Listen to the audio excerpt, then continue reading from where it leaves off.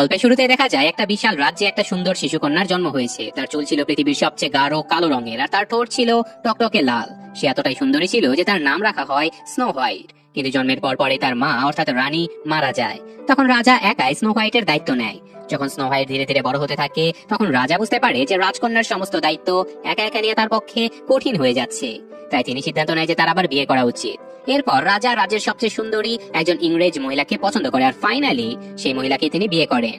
তো নতুন রানীর নাম ছিল ক্লিমেন্টিনা। তো যাই হোক, এদিকে কিছুদিনের মধ্যে রাজ্যে এক অশুভ কালো জাদুর আগমন ঘটে। রাজা ঘোষণা করে যে এই অশুভ শক্তির সাথে মোকাবেলা করা তার দায়িত্ব। তাই সে তার রানী আর রাজকন্যা স্নো হোয়াইটকে রেখে সে অন্ধকার জাদুর বিরুদ্ধে লড়াই করতে বেরিয়ে পড়ে। কিন্তু এরপর রাজা আর কখনো প্রাসাদে ফিরে আসেনি। সবাই মনে করেছিল যে রাজা হয়তো মারা গেছে। এরপর রানী ক্লিমেন্টিনা রাজ্যের একমাত্র শাসক হয়ে ওঠে। স্নো হোয়াইট তখন বড় হয়ে উঠছিল, কিন্তু রানী ক্লিমেন্টিনা তাকে কখনোই প্রাসাদের বাইরে যেতে দিত না। তার কেবল নিজের ঘরে থাকার অনুমতি ছিল। একদিন স্নো হোয়াইট খুবই মৃদু স্বরে গান শুনতে পায়, আর কৌতূহলবশত সেই সুর অনুসরণ করে বাইরে বেরিয়ে যায়। সেখানে সে দেখে যে কেউ একজন পাহারাদারদের নিয়ে খেলা করছে। দেখে মনে হচ্ছিল যে পাহারাদাররা কোনো একটা বিনোদনের বস্তু। ঠিক সেই সময় আবার একজন ব্যক্তি রানীর কাছে চলে আসে আর তাকে সতর্ক করে জানায় যে তার রাজ্য দ্রুতই ধ্বংসের পথে এগিয়ে যাচ্ছে। এই জন্য খুব দ্রুত রানীর আবারও বিয়ে করা উচিত। কিন্তু রানী ওই লোকটার কথা একদমই শোনে না। এরপর সে তার মন্ত্রীকে আদেশ দেয় যে রাজ্যের ভেতরে একটা নতুন আইন চালু করা হবে। যেই অপ্রয়োজনীয়ভাবে বিশৃঙ্খলার সৃষ্টি করবে তাকে মৃত্যুদণ্ড দেয়া হবে। ঠিক সেই মুহূর্তে রানীর চোখ স্নো হোয়াইটের উপরে পড়ে। রানী তাকে নিজের কাছে ডেকে নেয়।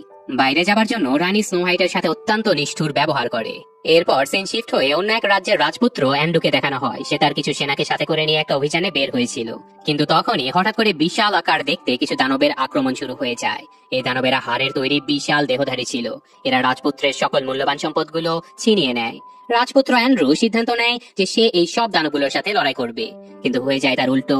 দানবেরা রাজপুত্র অ্যান্ড্রু এবং তার সেনাদের সকল কাপড় খুলে ফেলে আর তাদেরকে গাছের ডালে উল্টো করে ঝুলিয়ে রেখে চলে যায়। অন্যদিকে প্রাসাদের ভেতরে স্নো হোয়াইটকে সবাই অনেক ভালোবাসতো। রান্নাঘরের কর্মচারীরা পর্যন্ত তাকে গোপনে আদর আর ভালোবাসা দিত। একদিন স্নো হোয়াইটের খুবই ঘনিষ্ঠ এক গৃহ পরিচালিকা, যার নাম ছিল মার্গারেট, সে স্নো হোয়াইটকে বলে দেয় যে তোমার উচিত তোমার নিজের রাজ্য রানীর হাত থেকে তোমার হাতে নিয়ে নেয়া। এমনকি মার্গারেট তার কাছে একটা ছোট্ট তলোয়ারও তুলে দেয় আর বলে, প্রয়োজন হলে তুমি রাজ্যের বর্তমান পরিস্থিতি দেখে এসো, তারপর সিদ্ধান্ত নাও। রাজ্যের কোনো মানুষই ভালো নেই। মার্গারেটের কথা শুনে স্নো হোয়াইট একাই রাজ্যের অবস্থা দেখার জন্য বেরিয়ে যায়। আর সে জানতে পারে যে রানীর একটা গোপন ঘর আছে। সেই ঘরে একটা রহস্যময় জাদুর আয়না রয়েছে। স্নো হোয়াইট দেখতে পায় যে রানী যখন আয়নার সামনে দাঁড়ায়, তখন আয়নাটা তাকে অন্য একটা জগতে নিয়ে যায়। সেই জগতে একটা পানির সরোবর আছে, যার অতল গভীরে একজন মানুষের রহস্যময় প্রতিচ্ছবি ভাসছিল। সেই প্রতিচ্ছবি রানীকে বলে, তুমি যদি আরো ধনী হতে চাও তাহলে তোমার একজন ধনী রাজপুত্রকে বিয়ে করা উচিত। অন্যদিকে যখন স্নো হোয়াইট শহরের দিকে যাচ্ছিল, তখন সে দেখতে পায় যে রাজকুমার অ্যান্ড্রু এবং তার সেনারা তখনও গাছে উল্টো হয়ে ঝুলে আছে। স্নো হোয়াইট তাদেরকে মুক্ত করে দেয়। এত কিছুর পরেও অ্যান্ড্রু তার পরিচয় দেয় না এবং বলে যে আমাদের শুধুমাত্র উত্তর দিকে যেতে হবে। স্নো হোয়াইটও তার পরিচয় গোপন রাখে। সে বলে না যে সে কোথা থেকে এসেছে। অবশেষে দেখা যায় যে অ্যান্ড্রু তার সেনাদের সাথে করে নিয়ে রাজ্যের রানীর কাছে চলে এসেছে। আর এদিকে রানীর সামনে আসতে রানী অ্যান্ড্রুকে দেখে প্রচন্ড খুশি হয়ে যায়, কারণ সে এখন অ্যান্ড্রুকে বিয়ে করতে চাচ্ছিল। রানী রাজপুত্র অ্যান্ড্রুকে ইমপ্রেস করার জন্য একটা বিশাল পার্টির আয়োজন করে। এদিকে রানীর প্রধান উপদেষ্টা ব্রাইটন রানীকে পরামর্শ দেয় যে রাজকোষে আরো বেশি স্বর্ণ যোগ করতে হবে, তাছাড়া শহরের সাধারণ মানুষের কাছ থেকে আরো বেশি কর আদায় করতে হবে। বেশি স্বর্ণের লোভে রানীর কাছে এই পরামর্শ মেনে নেওয়া ছাড়া আর কোনো উপায় ছিল না।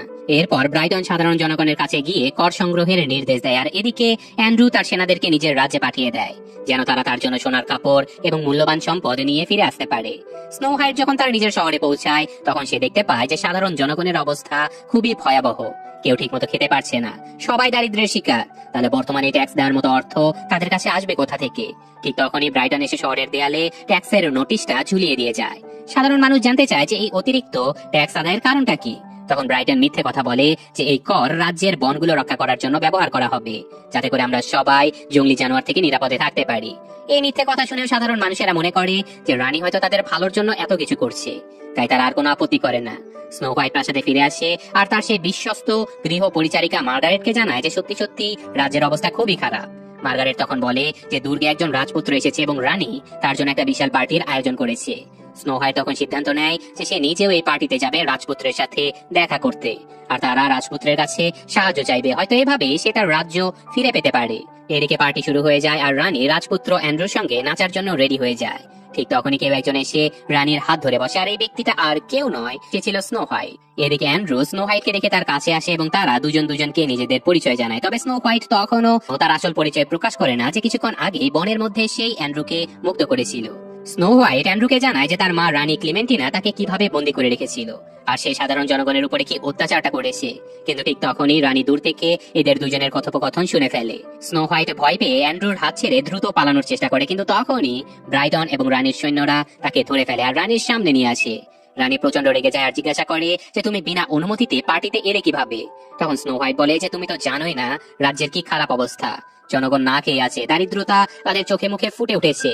আমি রাজ্যের আসল রাজকুমারী আর আমি আমার সিংহাসন ফিরে পেতে চাই। ঠিক তখনই স্নো হোয়াইট লক্ষ্য করে যে রানীর গলায় একটা রহস্যময় নেকলেস ঝলমল করছে। রানী প্রচন্ড রাগান্বিত হয়ে নিজের ঘরে চলে যায় আর ব্রাইটনকে আদেশ দেয় স্নো হোয়াইটকে গভীর জঙ্গলে নিয়ে যাও আর হত্যা করে ফেলো।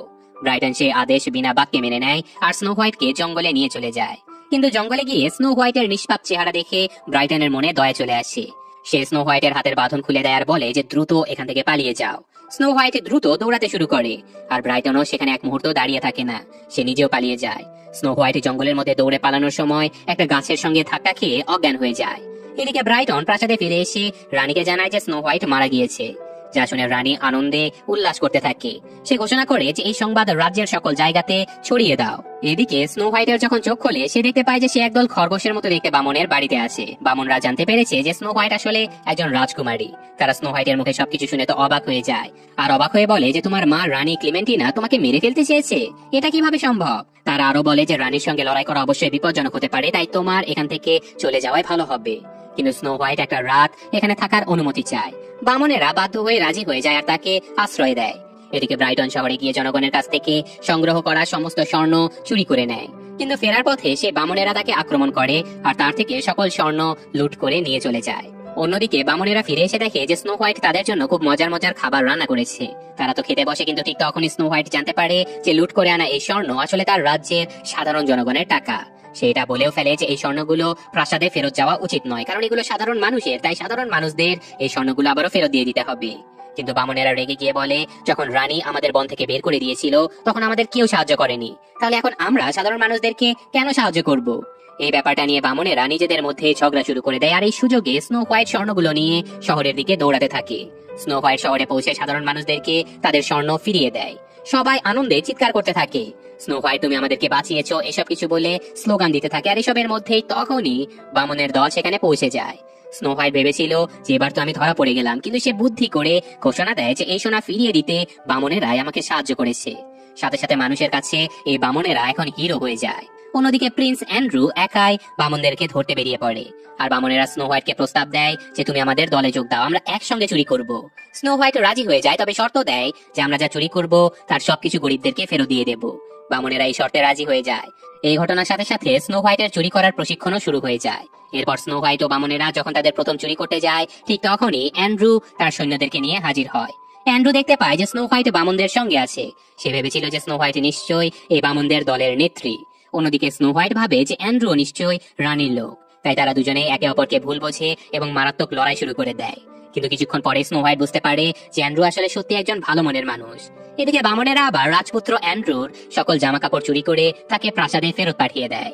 আর রানী জানতে পারে যে স্নো হোয়াইট এখনো বেঁচে আছে, এমনকি সে বামনদের সঙ্গে কাজও করছে। রানী প্রচন্ড রেগে গিয়ে শপথ করে যে এবার আমি নিজ হাতে স্নো হোয়াইটকে শেষ করব। এরপর রানী আবারও তার সেই ভিন্ন জগতে পৌঁছায় আয়নার মাধ্যমে কথা বলার জন্য। আয়নাকে সে বলে যে স্নো হোয়াইটকে মেরে ফেলা উচিত। ব্রাইটন যে মিথ্যে কথা বলেছিল স্নো হোয়াইট মারা গেছে, তাই ব্রাইটনকেও শাস্তি দেওয়া উচিত।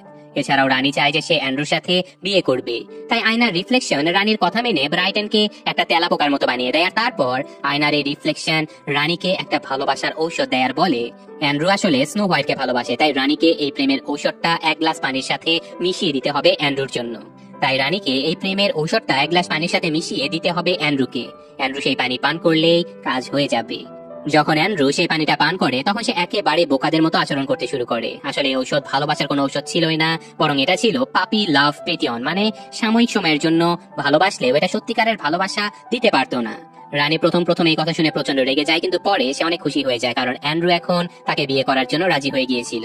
এদিকে স্নো হোয়াইট এবং বামনেরা একসাথে ডিনার করছিল আর ঠিক তখনই এক বামন এসে জানায় যে রানী এবং অ্যান্ড্রুর বিয়ে হতে চলেছে। এই কথা শুনে স্নো হোয়াইট ভীষণ কষ্ট পায়। সে খাবার রেখে একা একা দূরে চলে যায়।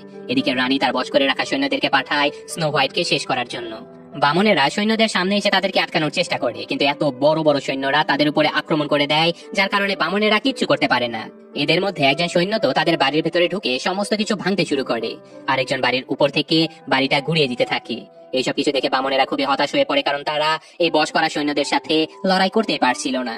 ঠিক তখনই স্নো হোয়াইট সেখানে এসে পৌঁছায়। সে বুঝতে পারে যে এই সৈন্যদেরকে কেউ একজন নিয়ন্ত্রণ করছে, এই কারণে সে তার তলোয়ার দিয়ে সৈন্যদের নিয়ন্ত্রণ করার সকল সুতো কেটে দেয়, যা দেখে বামনেরা খুবই খুশি হয়ে যায়, কারণ স্নো হোয়াইট তাদের প্রাণ বাঁচিয়েছে। আর এখন দেখতে দেখতে রানীর বিয়ের দিন চলে আসে। সেদিন সে খুবই টাইট একটা গাউন পরেছিল। আর অন্যদিকে ব্রাইটনের উপরেও আয়নার সেই জাদুর প্রভাব শেষ হয়ে যায়। সঙ্গে সঙ্গে ব্রাইটন আবারও স্বাভাবিক মানুষ হয়ে যায়। এদিকে বিয়ের প্রস্তুতি চলছিল, কিন্তু অ্যান্ড্রুর উপরে এখনো জাদুর প্রভাব রয়ে গেছে। এই কারণে সে খুবই অদ্ভুত আচরণ করছিল। সকাল সকাল বামনেরা ঘুম থেকে উঠে তারা দেখতে পায় যে স্নো হোয়াইট চলে গিয়েছে। তবে যাবার আগে স্নো হোয়াইট বলে গিয়েছে যে ওদের লিডার সে হতে পারবে না, কারণ শুধুমাত্র তার জন্য বামনেরা অনেক সমস্যায় পড়েছে, তাই সে রাজ্য ছেড়ে চলে যাচ্ছে। বামনেরা তখনই তাকে খুঁজতে বের হয়। অবশ্য বাড়ির বাইরে স্নো হোয়াইটকে খুঁজেও পাওয়া যায়। বামনেরা স্নো হোয়াইটকে বোঝায় যে সে একজন অসাধারণ যোগ্য লিডার, কারণ সে সবাইকে সাহায্য করেছে, এমনকি সে সাধারণ জনগণের স্বর্ণ ফিরিয়ে দিয়েছে।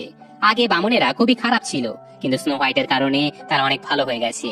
বামনেরা স্নো হোয়াইটকে বলে, তুমি তো রাজকুমার অ্যান্ড্রুকে পছন্দ করো, তাই আমাদের তার বিয়েতে যাওয়া উচিত। এই কারণে তারা সবাই বিয়ের আসরে পৌঁছে যায়। কিন্তু সেখানে গিয়ে বামনেরা রানীর সৈন্য এবং অতিথিদের উপরে হামলা চালিয়ে দেয়। তারা সেখানে আসা অতিথিদের কাছ থেকে স্বর্ণ আর কাপড় খুলে নিতে বলে, এমনকি অ্যান্ড্রুকেও অজ্ঞান করে নিয়ে তারা সেখান থেকে চলে যায়। যখন রানী সেখানে পৌঁছায় তখন সে কাউকে খুঁজে পায় না, শুধু অতিথিরা ছিল যাদের কাপড় খুলে নেওয়া হয়েছিল। তারা রানীকে বলে যে তুমি কি নিজের বিয়ের অতিথিদের সুরক্ষাটাও দিতে পারো না? তারা আরো বলে যে তোমার রানীর পদ থেকে সরে যাওয়া উচিত। তারা রানীকে জানায় যে বামনরা অ্যান্ড্রুকে নিয়ে গেছে। এই কথা শুনে রানী প্রচন্ড রেগে যায়। অন্যদিকে বামনেরা অ্যান্ড্রুকে এমন অবস্থায় দেখে বুঝতে পারে যে তার উপরে কোনো জাদুর প্রভাব রয়েছে। তারা অনেক চেষ্টা করে যাতে করে জাদুর প্রভাব শেষ হয়ে যায়, কিন্তু কোনো কিছুতেই কাজ হচ্ছিল না। তখন একজন বামন বলে যে এটার একমাত্র সমাধান হতে পারে এই সত্যিকারের ভালোবাসা। হয়তো সত্যিকারের ভালোবাসার চুম্বনই এই জাদুর প্রভাব শেষ করতে পারে। এরপর সকল বামনেরা মিলে প্রথমে স্নো হোয়াইটকে রেডি করে, আর তারপর স্নো হোয়াইট অ্যান্ড্রুকে চুম্বন করে দেয়। দেখা যায় যে চুম্বনের পর পরে অ্যান্ড্রু পুরোপুরি ভাবে সুস্থ হয়ে যায়। অ্যান্ড্রু যখন পুরো ব্যাপারটা জানতে পারে তখন সে বামনদের উপরে আর রাগ করেনি। এদিকে তারা সবাই রানীর ব্যাপারেই কথা বলছিল, আর তখনই তারা দেখতে পায় যে তাদের বাড়ির উপরে বিশাল একটা জন্তু চলে এসেছে। স্নো হোয়াইট বলে যে এই জন্তু আমাকে ধরতে এসেছে, তাই কেউ তোমরা বাইরে যাবে না। এই কারণে সে অ্যান্ড্রু এবং সকল বামনদের দরজা আটকে দিয়ে একা একাই বাইরে বেরিয়ে আসে। সামনে গিয়ে সে রানীর মুখোমুখি হয়। রানী জানায় যে সে এই জন্তুকে আদেশ দিয়েছে স্নো হোয়াইটকে ধরে আনার জন্য। রানী সেই জন্তুকে দেখে বলে স্নো হোয়াইটকে মেরে ফেলো। জন্তুটা আক্রমণ করতে গেলে স্নো হোয়াইট দৌড়ে পালানোর চেষ্টা করে। এদিকে অ্যান্ড্রু ঘর থেকে বেরিয়ে আসে স্নো হোয়াইটকে সাহায্য করতে, কিন্তু জন্তুটা তাদের দুজনকে আলাদা করে ছুঁড়ে ফেলে। জন্তুটা প্রায় স্নো হোয়াইটকে আক্রমণ করেই ফেলেছিল। ঠিক তখনই বামনেরা ঘর থেকে বেরিয়ে আসে আর সেই জন্তুর দৃষ্টি অন্যদিকে ফেরানোর চেষ্টা করে, কিন্তু সেই বিশাল জন্তুটা একটা শক্তিশালী আঘাতে সবাইকে মাটিতে ফেলে দেয়। অ্যান্ড্রু স্নো হোয়াইটকে বাঁচাতে এগিয়ে আসে, কিন্তু জন্তুটা আবারও তাকে ছুঁড়ে ফেলে দেয়। এবার জন্তুটা স্নো হোয়াইটের দিকে এগিয়ে আসে। স্নো হোয়াইট দেখতে পায় যে এই বিশাল জন্তুটার গলায় একটা নেকলেস রয়েছে, যা ঠিক রানীর নেকলেসের মতোই। স্নো হোয়াইটের মনে হয় যে নিশ্চয়ই এই জন্তুটার উপরেও কোনো কালো জাদুর প্রভাব রয়েছে, তাই সে নেকলেসটা ভেঙে দেয়। আর দেখতে দেখতেই সেই জন্তুটার উপর থেকে জাদুর প্রভাব শেষ হয়ে যায়। এই জন্তুটা আর কেউ নয়, বরং এই রাজ্যের রাজা ছিল, অর্থাৎ স্নো হোয়াইটের বাবা। কালো জাদুর প্রভাব শেষ হওয়ার সাথে সাথে রানী বুঝতে পারে যে তার ম্যাজিক আর কাজ করবে না, এবং সে সাথে সাথে একজন বৃদ্ধ মহিলাতে রূপান্তরিত হয়ে যায়। এদিকে রাজ্যের সবাই তাদের রাজাকে দেখতে পেয়ে খুবই খুশি ছিল। অন্যদিকে অ্যান্ড্রু স্নো হোয়াইটের কাছে বিয়ের প্রস্তাব দেওয়ার পরের দিনই তারা বিয়ে করে নেয়। সারা রাজ্য খুব আনন্দে মেতে ওঠে। স্নো হোয়াইট বিয়ের দিন আশীর্বাদ নিতে গেলে সেখানে এক বৃদ্ধ মহিলাকে দেখতে পায়। মহিলাটা স্নো হোয়াইটকে একটা আপেল খেতে দেয়, যা ছিল বিষাক্ত আপেল। স্নো হোয়াইট আপেলটা খেতে যাচ্ছিল, তবে সে বৃদ্ধ মহিলার চেহারা দেখে সে চিনতে পারে আর বুঝতে পেরে যায় যে এই মহিলা আসলে তার সৎ মা। তাই স্নো হোয়াইট প্রথমে আপেলের একটা টুকরো রানীকেই দিয়ে দেয়, যা খাওয়ার পর ক্লেমেন্টিনার সাথে সাথে সেখানেই মারা যায়। এই জন্য সে যত জায়গাতে সেসব ম্যাজিক্যাল মিরর বা আয়নাটা রেখেছিল সেগুলো সাথে সাথে ভেঙে যায়। রাজ্যতে আবারও আনন্দ আর সুখ শান্তি ফিরে আসে। আর এই ঘটনার সাথে সাথে দুর্দান্ত সিনেমাটা এখানে শেষ হয়ে যায়।